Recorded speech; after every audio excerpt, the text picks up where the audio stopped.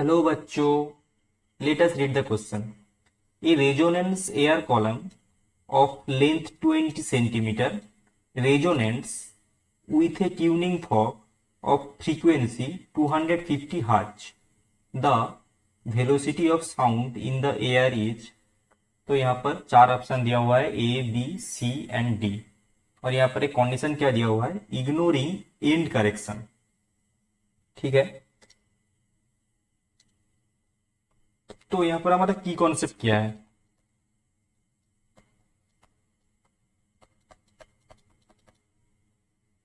यहाँ पर हमारा की कॉन्सेप्ट है कि अगर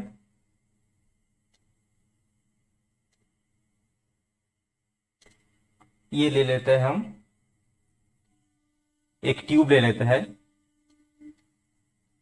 जिसमें यहां तक पानी भरा है, तो यहां तक इसका let this length, the length of air column, यहां पर एयर है तो length of air column is a.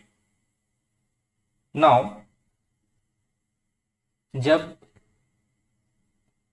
यहां पर एक ट्यूनिंग फॉर्क है तो इसका जो वेव लेंथ है, इस वेव लेंथ के साथ ये जो लेंथ है एयर कॉलम का, उसका रिलेशन होता है L equal to lambda by 4.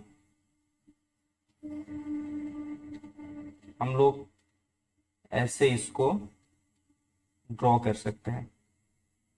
ठीक है, ऐसे वेव को ड्रॉ कर सकते हैं. सही से ड्रॉ नहीं हुआ, पर ये रफ आइडिया है, ऐसे हम लोग ड्रॉ कर सकते हैं वेव को. ओके, तो L equal to lambda by 4 होता है, तो यहां से हम लोग लिख सकते हैं lambda equal to 4 L. Okay, और हमारा दूसरा की कॉन्सेप्ट क्या है, दूसरा की कॉन्सेप्ट है कि velocity of sound in air, velocity of sound in air equal to v equal to f and lambda, where f is the frequency.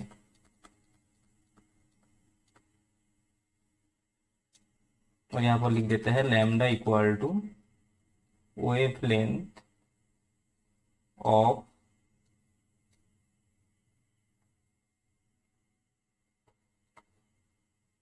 Sound coming from tuning fork.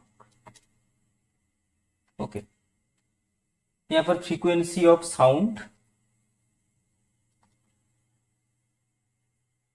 लिख सकते हैं एफ को, और कंप्लीट कर देते हैं coming from tuning fork. Okay, ये हमारा दोनों की कॉन्सेप्ट है, और इस दोनों की कॉन्सेप्ट से हम लोग इजीली इस क्वेश्चन को सॉल्व कर सकते हैं, क्योंकि हमारे पास है एल की value given L equal to 20 सेमी इक्वल टू 0.2 मीटर. ठीक है, तो lambda equal to 4 into 0.2 equal to 0.8 metre, and given f equal to 250 hertz. Now v equal to f lambda 250 simple 0.8 multiply कर देते हैं, तो इसका वैल्यू आएगा 200 metre per second. So this is our value of v. यहां पर ये option है. Hope you understand the solution. Thank you.